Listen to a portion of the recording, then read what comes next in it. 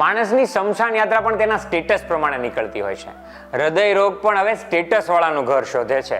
અત્યાર સુધી માણસને વાઘથી બચાવવો પડતો હતો, હવે વાઘને માણસથી બચાવવાનો છે. સ્ટેટસ વાળા માણસોનો કૂતરો પણ હવે ગુજરાતી ભાષા નથી સમજતો, તેનું શિક્ષણ અંગ્રેજી માધ્યમમાં ચાલે છે. માતૃભાષાનું ગૌરવ છે તેવું કહેવા માત્રથી તેનું ગૌરવ વધી જવાનું નથી. હમણાં મારી એક બહેન મને મળી ગઈ, મને કહે તું તારા છોકરાઓને ક્યાં ભણાવે છો?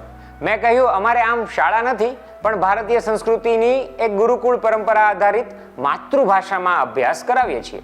મેં પૂછ્યું તમે ક્યાં મૂક્યા છે બેન? મને કહે અહીંથી 17 કિલોમીટર દૂર એક શાળા છે, તેનું નામ નથી લેતો, એક સિનિયર કેજીમાં છે અને બીજો 3જા ધોરણમાં છે, અંગ્રેજી માધ્યમમાં ભણાવીએ છીએ. મેં પૂછ્યું ફી કેટલી? 70,000. કેજીમાં ભણતા બાળકની ફી 70,000. છતાં બાળકના વ્યવહાર, વિચાર અને પરિવારને પ્રશ્નો ઓછા તો છે ને ઉલટાના વધુ છે. આવું કેમ? જો 2 કલાકમાં આનો ઉત્તર જોઈએ તો એક મૂવી જોઈ લો, હિસ્ટોરી ઓફ ઇતિહાસ. પણ આપણે એમાં ક્યાં રસ છે? આપણે તો સિતારે જમી પર લાવવાના છે. બાળકોને ભણાવતા પહેલા 2 પુસ્તક ખાસ વાંચી લેજો.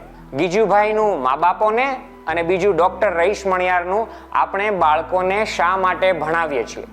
પુસ્તક મંગાવવા માટે રામ નામ કોમેન્ટમાં લખી શકો છો, અમે વ્યવસ્થા કરીશું તમારા ઘર સુધી એ પુસ્તકો પહોંચે.